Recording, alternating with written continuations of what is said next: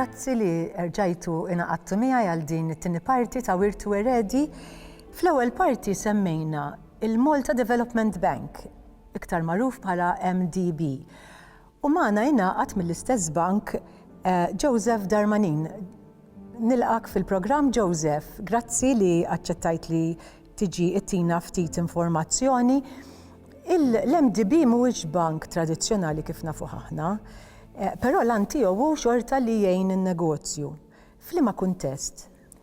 Ekku, il-mandat tal-MDB huwa wiesa', però wieħed mill-oġġettivi primarji tiegħu huwa li jkun ta' sosten għall-intrapriżi.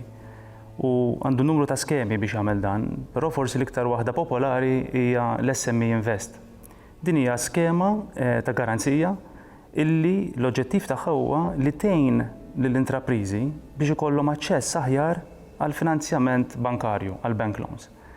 Bażikament dik kif taħdem huwa li l-MDB ħoloq fond ta' 10 miljuni biex jagħmel tajjeb jassorbi parti mir-riskju jew mill-potential losses li jista' jkollu il-bank kummerċjali meta jsellef lin-negozji.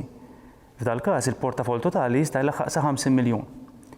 Li jkun qed jiġri huwa li din il-garanzija li qed tagħmel tajjeb għal dan riskju bis-saħħa tagħha, il-benefiċċju tagħha ħajkun qed jgħaddi għand l-intrapriżi fil-forma ta' rati inqas tal-imax, pereżempju, inqas collateral, ġifieri inqas garanziji li l-banek ħajkunu qed jitolbuhom għaliex issa hemm il-garanzija li qed tagħmel tajjeb, u anki pereżempju medda twal ta' żmien fejn jista' jsiru l-pagamenti, allura jsir iktar affordable il-loan.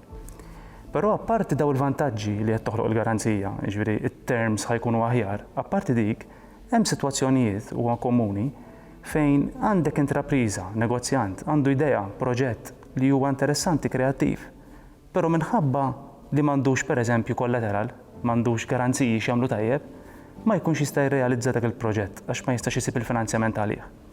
Bis-saħħa ta' il-garanzija, għaliex qed nassorbu parti minn daw ir-riski aħna, dan ħajkun possibbli. U hemmhekk fejn l-iskema tagħmel differenza ħafna. L-iskema kienet intlaqat tajjeb ħafna minn negozji, fil-fatt iktar minn nofs il-portafol diġà ttieħed. Sissa s-sapporti għajna l-fuq minn 27 miljun valur ta' loans u madwar 60 negozju. Però għad baqa nofs liħor available u nħeġġeġ il-negozji biex japplikaw għal daw il-loans. X'inhi l-ikbar ċifra li tistgħu tagħtu garanzija fuqha? L-ikbar ammont taħt din l-iskema huwa ta' 750,000 u dan minħabba illi hemm regoli ta' state aid illi hemm ċertu parametri li jridu nimxu magħhom. Allura l-ammont massimu huwa 750,000 għal din l-iskema. Però jkun hemm proġetti li jiswew miljuni. Allura hemmhekk l-MDB ma tkunx tista' tagħti l-għajnuna jekk ikun hemm bżonn ta' garanziji u affarijiet oħra? Sew qed tgħid jiġifieri niltaqgħu ma' ħafna proġetti li huma ikbar minn 750,000 u għalhekk għandna skema oħra li taħseb għal dan. Din insejħula tailored facility. Tailored għaliex hija skema li tadatta l-bżonnijiet tal-proġetti li jkollna qudiemna. Jiġifieri aħna naraw il-proġetti li jiġu qudiemna u nippruvaw insibu flimkien mal-bank kummerċjali soluzzjoni finanzjarja. Il-mod kif taħdem di hija li aħna flimkien ma' bank kummerċjali ieħor inselfu flimkien, jiġifieri kofinanzjament. Pereżempju nofs is-self joħroġ minn l-MDB, nofs is-self ieħor joħroġ mill-bank kummerċjali, però bekk it-termini tal-loans ikun iktar vantaġġjuż. Pereżempju il-medda ta' żmien biex iħallsu l-loans ikun itwal u dan huwa importanti, speċjalment fi proġetti li huma daqsxejn ikbar. Dik il-medda ta' żmien biex il-proġett ikun jagħmel iktar sens mill-puntu di vista ta' financial sustainability, ikun ħafna importanti dak il-medda ta' żmien. U allura aħna b'dil faċilità qegħdin noffru soluzzjonijiet finanzjarji li adattaw skont il-proġett li għandna qudiemna. Il-Malta Development Bank kien pront biex jimplementa skema li tindirizza l-bżonnijiet l-aktar urġenti tan-negozji tagħna fil-kuntest tal-COVID-19.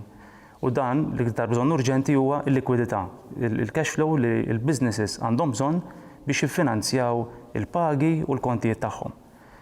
Għal dan l-iskop, il-Gvern waqqaf fond ta' 350 miljun li l-MDB qiegħed jimmobilizza flimkien mad-9 banek kummerċjali biex iwassal dan is-self lin-negozji tagħna.